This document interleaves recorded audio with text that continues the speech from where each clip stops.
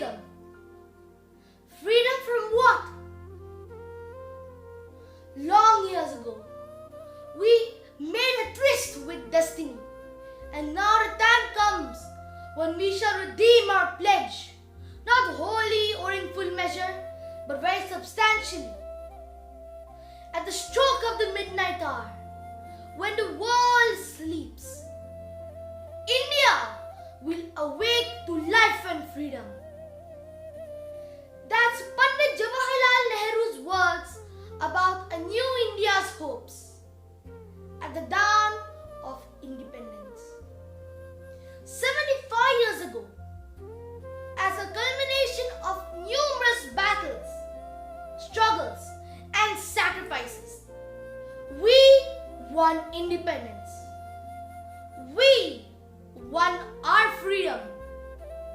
And then we composed the Constitution of India, instilled with the farsightedness of intellectual giants like B R Ambedkar. Those visionaries built up the Constitution as the central pillar of the edifice of India to protect equality, brotherhood, peace, and unity of our diverse cultures, which were threatened by superstitions, racist discriminations, and evil traditions. When we brag about our rich tradition and heritage, do not forget that we waded across not just the colonial dominance of the British Empire, but we also waded across the crimson waters of intense human rights violations that stinks of human blood. Our land was rife with superstitions and traditions that allowed fake fakirs and godmen to exploit the people and push them into gory sacrifices of human lives. Remember that the freedom we gained was also the freedom from ignorance, preposterous beliefs, and exploitation. We fought them in an era rife with racial discrimination, untouchability, and many social injustices. Our great country has witnessed numerous struggles for reformation. We gained freedom from demigods and sorcerers who chained the people to ignorance and conjuration. We gained freedom from the confounded state of losing many lives, using sorcery to heal diseases, rather than relying on modern medicine and scientific temperament. We gained freedom from such animosity to scientific methods and education. This reminds me of an anecdote from the Nehruvian era.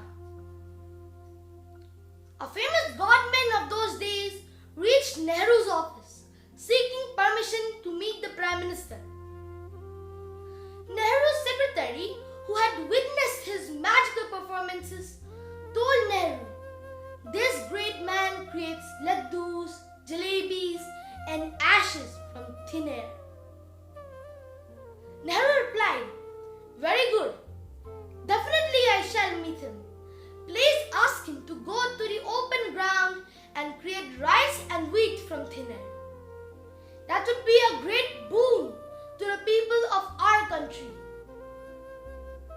All these freedoms were attained through the perseverance and untiring efforts of many great leaders.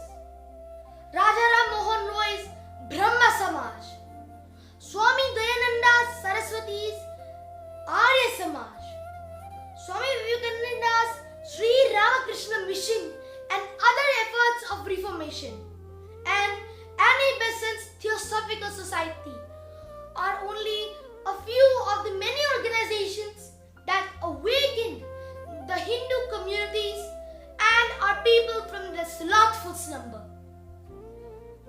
It was Mahatma Gandhiji who linked the social reformation movements with the national struggle for independence.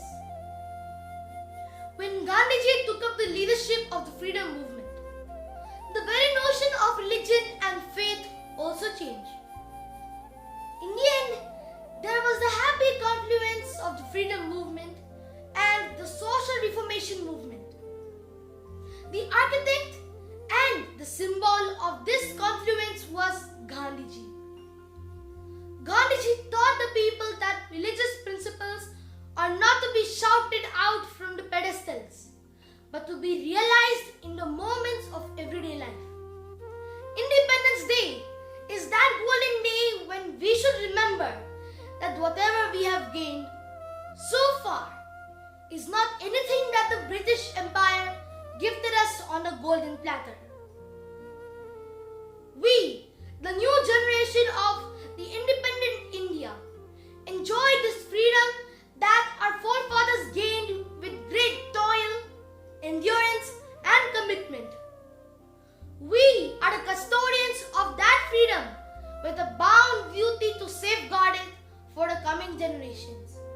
Let us all stay united and let our India be a garden where all the flowers bloom in unison. Let's preserve the India in that glorious form that our ancestors dreamed of. I wish you all a very happy 75th Independence Day. Jai Hind!